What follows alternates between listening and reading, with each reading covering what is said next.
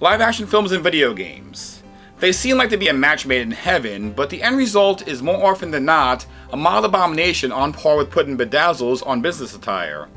And the poor, somewhat maligned Sega CD, or the Mega CD if you will, has no shortage of tacky, rhinestone-covered sports coats. We're looking at one such contender today, Sewer Shark, on this week's highly explosive episode of The Great Space Coaster. That show had a great theme song. We should find a way to incorporate it into the episode, no? Yeah.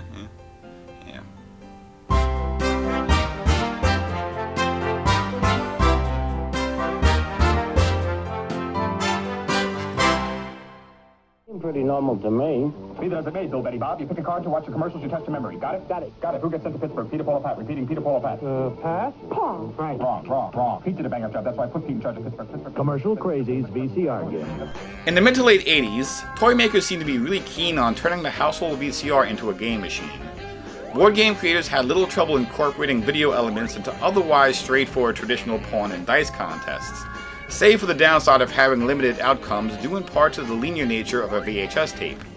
On the more interactive front, we were blessed with Worlds of Wonder's Action Max console, which I already discussed way back in episode 17. Also of note was the Viewmaster Interactive Vision, released in 1988, that allowed young viewers to switch between cleverly synced soundtracks based on their decisions to create the illusion of control. But Tom Zito had a better idea than any of those. He envisioned simple computer graphics superimposed over multiple video tracks accessible on the fly, all stored within a special VHS tape. While eventually dubbed the Control Vision, you may know it by its code name, Nemo. With the help of Atari founder Nolan Bushnell's company, Axlon, a prototype was created that utilized a modified ColecoVision for graphics. That prototype caught the attention of toy maker Hasbro, who decided to fund the project. By 1986, a few short demos were produced, one of which was an interactive version of the Cars You Might Think music video. A year later, 2 full-length interactive movies were completed, intended to be launched alongside the Control Vision: Night Trap, a campy thriller starring Different Strokes Dayton and Plato, and the game we're looking at today, Sewer Shark. In 1989, Hasbro would pull the plug on the Nemo, aka Control Vision, as the cost for producing the unit would have put the price point at almost $300, way more than the video game consoles on store shelves at the time, namely the Nintendo Entertainment System, the Atari 7800, the TurboGrafx-16, and the Sega Genesis. In the wake of the project's cancellation, Nolan Bushnell found his company Axlon absorbed by Hasbro, while Tom Zito was left holding onto hours of video footage which were promptly stored in a musty old warehouse. Hey! You still don't have a Sega CD? Huh? What are you waiting for, Nintendo to make one? A few years later, the now legendary 16-bit wars were being fought primarily between Nintendo and Sega. The next battle would be about CD-ROM technology, which had recently become a viable method of storing game data, as has been proven by PC enthusiasts and TurboGrafx-16 owners. Sega and Nintendo both rushed to get CD expansion units working for their respective consoles. While Nintendo would end up not releasing their add-on, instead creating their own biggest competitor, Sega would eventually release their Mega CD add-on in Japan in late 1991, followed by the US release of the Sega CD in 1992. While the pack-ins I discussed way back in episode 9 were a nice demonstration of what the Sega CD could potentially do, Sega knew it needed some titles to really change how games could be played, when space limitations were no longer of a concern.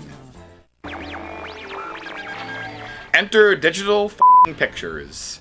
Founded in 1991 by Tom Zito, and much of the Axlon team that worked on the ill-fated Nemo, Digital Pictures was instrumental in providing Sega with 2 early titles, the aforementioned Night Trap and Sewer Shark.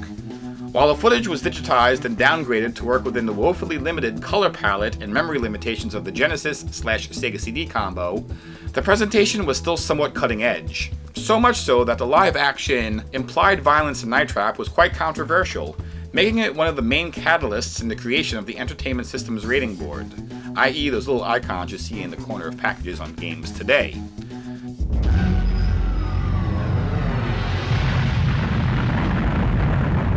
Sewer Shark, on the other hand, was a bit more innocuous. Sewer Shark takes place in a post-apocalyptic future where most of Earth's citizens have been driven underground. Your unseen character's job is to take on the role of a badass exterminator, ridding the unusually spacious sewers of all manners of ill-tempered creatures. Do a fine enough job and you'll get yourself to Solar City, one of the few above ground spots still habitable by humans and the perfect spot for your steel drum infused bitching beach party. This here's the whole hog. I took her apart and I put her back together again. Along for the ride is Ghost, a very excitable young man who spends his nights picking bits of scenery out of his teeth. He's your co-pilot, and when he's not screaming orders at you from the back seat, he's just giving you new nicknames every now and again. Now until you earn a better one, your call sign, Dog Meat. All right, climb. First time, huh, rookie? Hey, listen, I hear they're putting you in with Ghost today. Now that's my main man. Greatest co-pilot to ever shoot the tubes. Playing the role of the damsel in distress for this game will be Falco. She doesn't actually contribute anything other than providing some sloppy justification for advancing further in the game's narrative. She's not even saved by you or Ghost, rather by the ditzy assistant with some sudden change of heart, which happens well ahead of your arrival in Solar City. Sorry, did I just spoil the ending? Oh well. Hi there. I'm Commissioner Stenchler. You know, that wasn't too bad, kid. Commissioner Stenchler plays your boss, and hey, this guy looks very familiar. After these two rooms, I wouldn't paint my wife's ass purple. What color is it now? You want to know what color my wife's ass is? You brung it up? Actually, it ain't got no color. Just stripes, them stretch stripes. He starts off commenting on your performance, but later in the game fills the role of the main antagonist who does not want to see you or Ghost join him in Solar City. He's yet another walking MacGuffin, but to be fair, he is played quite well by veteran character actor Robert Costanzo. Hey, Captain, transmit, you dirty little... Whoa, I'm working real good now, Mr. Ghost. Oh my gosh, what is that ugly thing sitting in the pilot seat? Finally, the metallic testicle here is Catfish, a cowardly robot whose job besides comic relief is to scout out threats, relay back navigational coordinates, Attention, sewer mart shoppers, we got a lovely assortment of monkeys bearing 6, 12, 3. and excrete flares to detonate deadly hydrogen gas buildups later in the game. Your goal in Sewer Shark is quite simple and eloquently stated. 1,000,000 pounds of tube steak. That's all you gotta deliver today, hot shot. As an on-rail shooter, you don't have any direct action on your ship's movement. Rather, you are given a set of 3 clock face directions, and you must hit the turns as they come up on your navigational unit. Make one mistake and there's a good chance you're hitting a wall and an instant game over. Later on, relay directions are replaced with a flying bird you have to follow. Thankfully, like a stereotypical 80-year-old motorist, it telegraphs its turns miles in advance. When you're not busy navigating turns, your job is to shoot as many critters as possible on your screen. Ratigators, which are rat-alligator hybrids as you may have guessed, are the most common at the beginning of the game, along with the screen-obscuring but otherwise harmless bats. Later on, you're contending with ship-damaging scorpions and man-made mechanical moles that are easy to hit but fatal if you miss them. The deadly Zerks are your final obstacle, but all the same, completely underwhelming both graphically and challenge-wise, considering how much they're hyped. The sharks are my last line of defense. What a beautiful concept. Rain-eating fireflies. Your energy meter is consistently depleting itself as you progress. Shooting your weapon reduces it even more.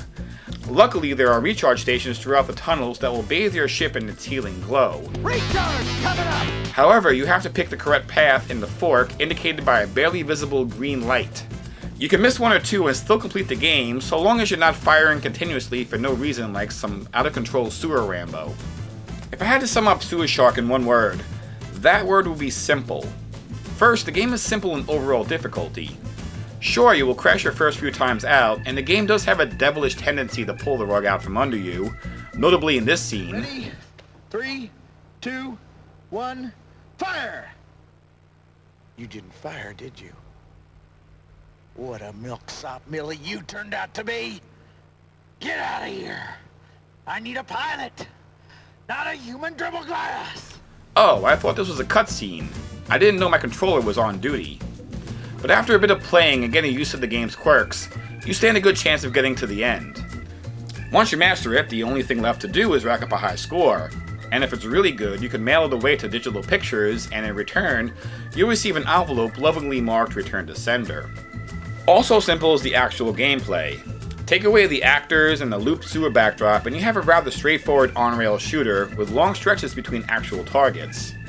The action could be replicated quite easily on video game hardware from the 70s, and the only thing you'd be missing out on is the compelling dialogue. Jockey's graveyard. Well, you heard her! Turn and burn, dog meat! That being said, Sewer Shark was still a success for the Sega CD peripheral, though some of that could be attributed to the actual dearth of games available at the launch. Regardless, Sega would make Sewer Shark a pack-in for their redesigned Model 2 version of the Sega CD. Digital Pictures would go on to produce several more full-motion video games, including that baffling Make My Video series, before closing its doors in 1996 when gamers chose to embrace polygons over live actors. And I'll let you in on a little secret. Even though I mock it, I actually kind of dig Sewer Shark. Simple is not necessarily bad. The acting is over the top in a way that I find rather amusing. We took some hits back there. Nothing that Ghost here can't handle. Turn and burn, beach bum! The sewer backdrop, as grainy as it appears on Sega's hardware, is reminiscent of a low-budget movie set. The music that plays as you cruise through the tunnels was composed by Devo frontman Mark Mothersbaugh, and while not the best thing he's ever done, it's still quite energetic and adds a healthy dose of excitement to the action. By all rights, the gameplay should be monotonous, but they did a fine job breaking it up into manageable pieces, with the live action sequences giving you frequent breathers, usually before boredom sets in. All combined, playing it from beginning to end is like watching my favorite B-movie. It's just silly fun. And while it's definitely not the best game out there, it was by far Digital Pictures' best offering. This was Dave for TV Games. Please remember to like, comment, and subscribe. It's what gets me out of bed in the morning. Thanks for watching, and I will see you next time. It's the Great Space Coaster. Get on board on the Great Space Coaster. We'll explore a comet ride, a fantasy, to a place where dreams fly fast and free. With new friends and new things to see, We'll spin you through the galaxy on the Great Space Coaster. get on board. On the Great Space Coaster. Off we go. Good afternoon, Digital Pictures.